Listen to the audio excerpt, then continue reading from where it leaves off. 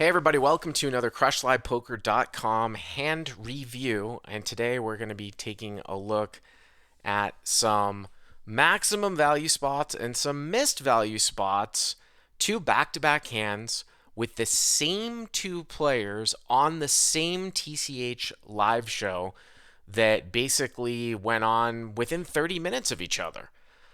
This was, of course, taken from the TCH live stream, Texas Card House in Austin, and this hand went down on March 9th, which was a few weeks ago. I was actually in the game as well, but I am not involved in these particular hands.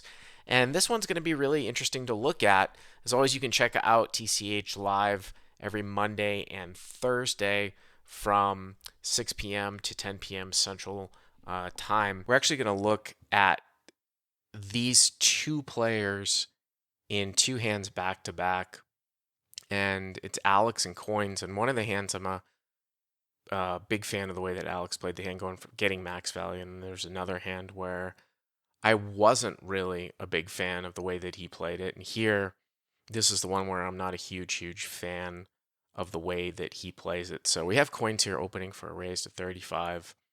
And Alex here is going to make the 3-bet, pretty standard stuff to 150. Coins is very rarely going to open and fold. I mean, the MO for Coins is, he's a recreational player. He plays 50-60% of his hands. So he does a lot of limping. And he doesn't really do a ton of raising. So when he raises, he usually has a decent hand. And he's not going to be folding all that much to 3-bet. So, I mean, this is just a straight value 3-bet here. It drives the rest of the field out, just in case you miss, so that you can win with ace high.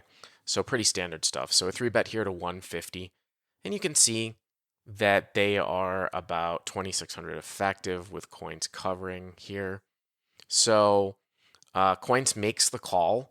And I actually, in this configuration, I definitely think ace queen is going to be a defend here. So this is pretty standard stuff so far. So the board comes out ace 6-5 here with a couple of hearts. And you can see here Alex with ace king with a king of hearts is a great flop for him. Coins with ace queen is obviously going to have to continue.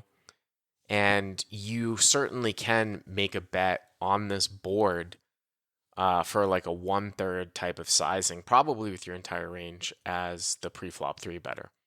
We've talked about how betting like 100 into 310 with kings, queens, jacks, some of your bluffs gives you cheaper price on your bluffs. It's not necessarily a way ahead, way behind scenario when you bet that small and people are defending, with any piece. It also allows you sometimes to realize your equity. Like if you were to look in a situation, and again, I go back to that sort of fast track video about why do we bet in fast track poker, I think it's in CLP 101, excuse me. Why do we bet revisited, right? And about equity realization, as opposed to looking at way ahead, way behind. If you had like jacks here, and your opponent say had ace queen, and you took like a 1/3 pot size bet here, and they just check called, right? And the turn was a king, and it went check check, and now the river was a jack, and you hit your jack, right? You realized your equity with that bet, with sort of a range bet. Whereas if you checked back the flop with jacks in a 3-bet pot and the turn was a king and your opponent plowed the turn with ace queen, you just fold. I mean, that's about as basic as it gets in terms of how you will actually show a profit by betting your entire range on certain boards and certain configurations. Now, I'm not saying that I'm going to bet 1/3 with my entire range here all the time. I think that there are also other sizings that you can take. The 1/3 sort of simplifies it. But if you want to bet on the larger side with your good draws, like flush draws, which are going to usually be like nuttish types of flush draws, combo draws, and ace queen plus, that's fine as well. I mean, it makes this, it makes it a little bit on the more complex side. But I mean, I think it's the best way to win the most amount of value. I mean, I would probably start to take a larger sizing here if I was Alex, in the sense of probably at least half the size of the pot, if not more. He is going to bet 175. And Coins here, this is where the sort of the inflection point happens. Coins is going to min raise here to 350. Now, normally what I would say is that I will usually see these types of small raises in single raised pots where people have a top pair that is somewhat vulnerable. That's when I will see sort of small in position raises and min raises with top pair types of hands. And sometimes players actually do it, and it's theoretically correct, except for the sizing part, from what we've seen with the solvers and how like you can't just let somebody bet 25%, in position and let them basically realize their equity all the time. You're supposed to raise with some top pair hands. So it's kind of weird, like that circle where some recreational players will actually play correct, of course, except for the sizing. So again, like if I had raised and the board came out Jack Deuce 3 and it was a single raise pot and it was like, me versus the big blind and I was in the field and I bet on Jack Deuce 3, you'll sometimes see like the big blind make like a min raise, and that's almost always a jack. Here we can see coins doing it with an ace, but this is a rarer scenario because it's a 3-bet pot. Also, Alex didn't really use a tiny sizing. He went for like 1/2, right? But it is a min raise. I will say that it is a min raise. And most of the time when you're dealing with recreational players and you get min raised on the flop, and when you continue on, when a turn comes a blank, like a brick, not like a heart, but a brick, and that player then checks, that's going to be a lot of top pair types of holdings. So if I'm Alex here, sort of, I'm loving life, I probably would just call and see what coins does on the turn. But if the turn is a brick, I am certainly going to bet if he checks. And if he comes out again with sort of, and the turn here is going to be a deuce, like the board gets a little bit behind, and he does check. But if he were to come out also to another telltale sign, of, so the turn is a deuce here, by the way. I just want to skip forward and then I'm going to skip back because it was a little bit behind. Yeah, you can see the turn's a deuce of diamonds. The other thing too is that if he were to, so it goes check, check. So I'm not obviously a huge fan of the check here. Like I'm definitely betting, especially with these stack sizes. Like bet 500, get the pot to 2,000, bet 6 or 700, something like that. I might go 650, and then the pot will be like 23, and I've got like 1,500 left. You're trying to shape the size of the pot. But the other thing too is that if it goes bet, check, min, raise, you call, followed by the same bet or less, you can sometimes start to even raise ace king. Now a deuce gets a little bit, it's not the biggest brick in the world because of the fact that 3-4 comes in, even though people shouldn't really have 3-4. But like say the turn was like a 10, something like that, that the min check raise followed by the same bet, ace king's going to be the nuts. And you can even start to thinking about raising the turn or call, gamble a little bit. I might call and I might gamble with the king of hearts just because there's less of a chance of a heart coming out. You call, and then you're going to get a check on the river when a brick comes, and then you just blast the river, basically. But I am definitely betting here if I'm Alex. A quick check, check, and now the river comes at 10. And at this point, again, it's very hard for me to put myself in this position. If for some reason I checked back the turn, and let's say coins blocked the river here for like 200 to 300, I would raise the river with one pair. I mean, there was an old hand that I did on Live at the Bike, actually, where I did that. I don't know if you guys remember that, where I raised the river with an overpair after I got min check raised on the flop, check back turn, and then the guy blocked the river and I raised him with jacks. So if that were to happen, I would raise the river here. Now that coins checks, obviously this is, you're definitely going for value here, but I do think that Alex definitely did miss a street. I would go probably 600 to 700 at the end here. He bets, and as you can see, he's going to get snap called. So he goes for 500, and he gets snap called here by ace queen. But definitely some value, left on the table here from Alex. These are the spots that you really dream about in No Limit Hold'em.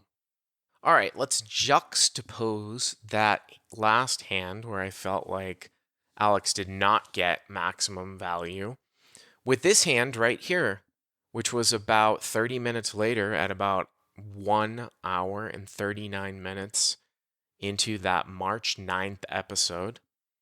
So here We are going to see a raise from seat number 2 with Queen Jack offsuit. I make the call here on the button with pocket sixes. I think this is relatively standard. Coins here in the big blind also calls, and there's a single straddle here to the left. Coins could squeeze here, obviously, from the big blind. I will say that this guy in C2 had not certainly been opening all that much from up front, but Coins is incentivized to 3-bet here because of the dead money of me on the button. But I do think that this hand can be played as a flat as well from the middle here. And now Alex in the straddle picks up Queens, and this is a pretty easy 3-bet with a raise, call, and a call. He's going to make it 260 here, which I do think is a little bit on the small side here from out of position. I mean, if you were to go 4x, the pot would be 240, and then you added like another 150 in terms of the the two calls. I mean, usually what you can do from out of position is multiply the open size by 4, and then maybe add in a couple of the dead calls. So 220 plus 110 would be 330 here. So I might make this a little bit on the larger side here. He's not, I mean, we're not super duper deep, but he does want to dissuade me from calling with position. He 3-bets here to 260. The guy from up front gets out of the way. I'm on the button, and it's about 210 more for me to call here. About 255 here for me to call. It's probably pretty close if you were to do like 15 times, at about, yeah, I mean, we win about 3,200. So it's pretty close, right? Like another 205. I'm going to win about 3,000 here. So I decided to make the call. And, maybe I'll fold off some of the smaller pairs like deuces, threes, and fours. But I make the call here. And Coins calls here as well. So I'm not, nothing really crazy is going on here pre-flop. I think that this is relatively reasonable for all players. 845 here on the flop. 3 ways. Comes out Jack 8-4. Coins is going to check. Coins, you can see, is in big trouble here as he's flop top pair. And it's really hard for him to fold in a spot like this. Alex here with the overpair. So it's going to get checked over to Alex. I mean, the one thing that I will say is that when people start to make large sizings in multi-way spots, their bluffs will tend to go down, right? Alex is going to bet 375 here in 845, which is a pretty large bet in a multi-way pot. Usually, like I said, in a theoretical sense, you don't usually go more than 35% in a large multi-way pot, but I have no problem here making that live adjustment for max value. Obviously, I can't make any type of light call here with sixes. With Coins behind me, if I were heads up, where Coins had folded and, I was, facing a less than, say, 40%, 50%, bet size, sixes with the backdoor in terms of like the backdoor straightening cards, I would probably be forced to take one off. Just a quick little note, I would rather have like 4-5 here, which would be a 5-out draw as opposed to sixes. 4-5 with the same backdoor, maybe 4-5 with a backdoor flush draw, something like that. It just gives me more of a chance to win the pot if I'm behind, as opposed to having like a pair here. But this is a very easy fold here for me in this multi-way pot. There's really nothing that Coins can really do here but call with ace-jack of clubs. And this is, again, looking at, kind of the theory of it. Coins really has one of the best hands that he's going to have here, besides flopping a set of eights or flopping a set of fours, right? So now the pot's 1,600. The turn's a very, very large blank here. And for Alex, you take a look at the size of the pot and you take a look at the effective stacks here. I would start to just do like on the fly. Like I was like, if I bet 800 here, the pot will be 32. Coins will have like 1,600 left, which would leave like a half pot size shove. I think that there is something to be said for actually using even a larger sizing than this. If Coins is basically going to only continue on here on the turn with a jack plus, and he's going to fold out an 8, a 4, his gut shots, then there's really no reason to size down if he's just going to continue on with a jack plus, and he's going to continue on with a jack plus for like $1,000, which is basically what Alex is going to bet here. I mean, it sort of seems like a large bet, but I actually really, really like the bet here. So he's going to bet 1,000, and then if Coins makes the call, Coin, the pot's going to be 3,600. Coins is going to have 1,300 left. And then it's a much, much easier shove at the end on a clean run out. I mean, basically, you're shoving any card here, really. And one of the things here, too, is that it's great to have an overpair here, as opposed to, say, having ace jack for Alex, because it just gives coins more of a chance to have top pair here when you have, queens, kings, aces, something like that. And a lot of players like to play offsuit broadways here too. Coins likes to play a lot of hands pre-flop. Definitely wouldn't surprise me if he's got an ace jack off, a king jack off, something like that. Coins is obviously going to be forced here, to call once again. And he is going to make the call. He's going to think about it for a while, and he's going to make the call. And now the pot is 3,600, and it's shaped very, very nicely, setting up, about just over a 1/3 pot size shove at the end. A little bit of variance here in live poker, or any poker you're hoping for, like basically a blank run out. You're like, well, this guy's got a jack. How about we pair the board? Give me a 4, give me an 8, give me a 3. Just give me something that's not going to scare someone away from a hand like ace jack, like a non-king, a non-queen, and a deuce is, one of the best.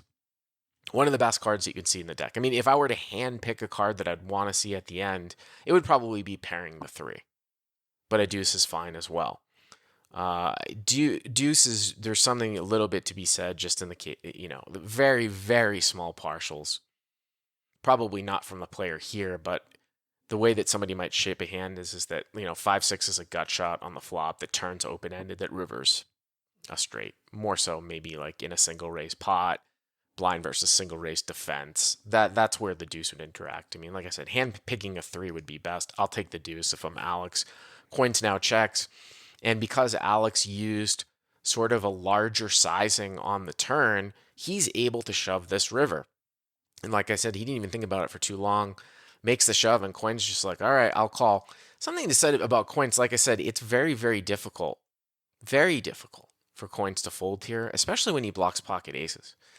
From what I watched, I could tell that Alex was a pretty good player. I mean, he got the bad end of a cooler against me, where I got max value with aces against ace king suited in a 6-bet pot, which is put up on the TCH live channel when I went over that. But I think that possibly this was just like an adjustment where he was like, oh, I'm not going to miss out on the value that I missed out on with the ace king versus the ace queen. I'm going for it here. It looks like Coins is going to have a jack. When a guy calls 1,000 on the turn, he's going to have a jack, which is why I like that bet size, because he's usually going to be folding out all the other stuff on the turn as well. So this was a very, very nicely played hand here by Alex. Thanks for watching this video, and if you like what you've seen, please hit the subscribe button. And if you want to check out poker training videos, head over to crushlivepoker.com. You can use the coupon code in the description for the first month for free.